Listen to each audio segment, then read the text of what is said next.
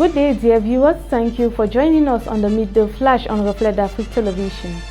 We take you to the Central region where the former UPC militant and the advisor to Professor Maurice Kamto of the MRC party, René Jacques Wungli Masaga, is no more. The politician, who is known to have played a major role in the country's fight for independence and the 1990 political agitations, died at the age of 84 in Cameroon's political capital, Yaoundé.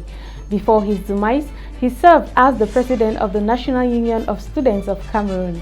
He was expelled from France in 1960, which made him to become an underground leader of the UPC political party before the creation of Manidem. He is also the founder of the PSP. The political figure was fighting a disease of anonymity before passing on October 17, 2020. Still in Cameroon, the First Lady Chantal Biya, through her humanitarian organization, the Circle of Friends of Cameroon, that's CERAC, has donated several items to the population of the Adamawa region. Ms. Chantal Biya's largesse was extended to the population at the weekend to about 2,500 people, the rural women and the population at large. The items consisted of several didactic materials to pupils of the government primary practicing school in Gaoundéré, farm tools to some rural women, kits to disabled persons, sewing machine and other items to women of the Gaoundéré Women Empowerment Center. The items handed over on Saturday, October 17 in Gaoundéré by the personal representative of First Lady and Regional Coordinator of CERAC in the person of Ms. Alhaji Buka. Handing over the items, she reminded the population of the First Lady's constant attention to the plight of women, children and vulnerable persons, and also urged the beneficiaries to make good use of the donations.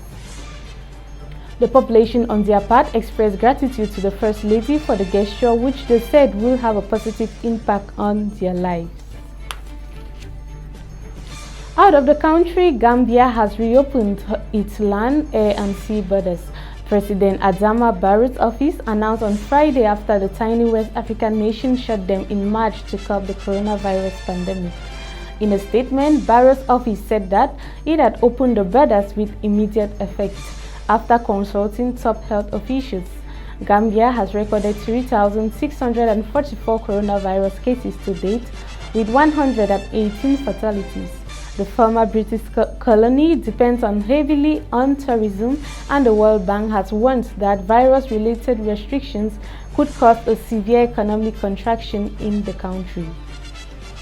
On Friday, Barrow's office said that although the borders reopened, the Gambia's international airport in the capital Banjul will not be fully operational until October 31st because of the ongoing reconstruction.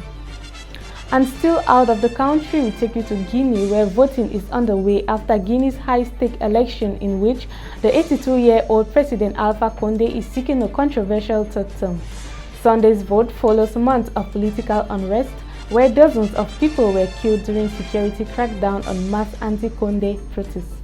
Polls closed after a most calm day of voting, but there are already fears of post-election discord after Condé's main opposition rival, Cellou Dalein Diallo, suggested the president may cheat.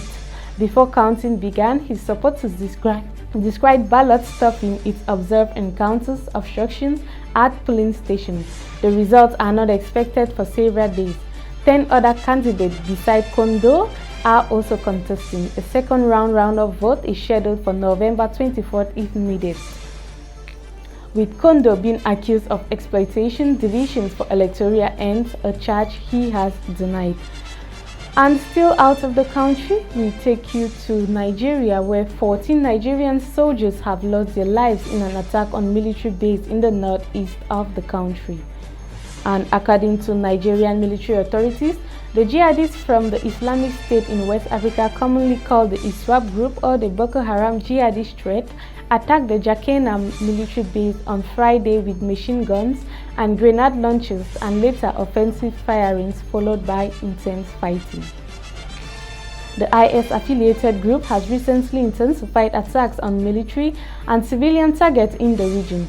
The Boko Haram insurgency in the region has become a continuous threat to civilians in the Adamawa region of Cameroon and Nigerians in the Borno state. Reports of the death of 3 in the Far North region of Cameroon was recorded on Saturday. Attempts of displacing the jihadist threat has proved futile as the Islamic group continues to carry out its activities and harm civilians whom they consider as their enemy. Ladies and gentlemen, this is where we put a mark to the end of the Midday Flash on Reflect Africa Television. Thank you for your kind attention. Another edition of the news comes up at 7 p.m.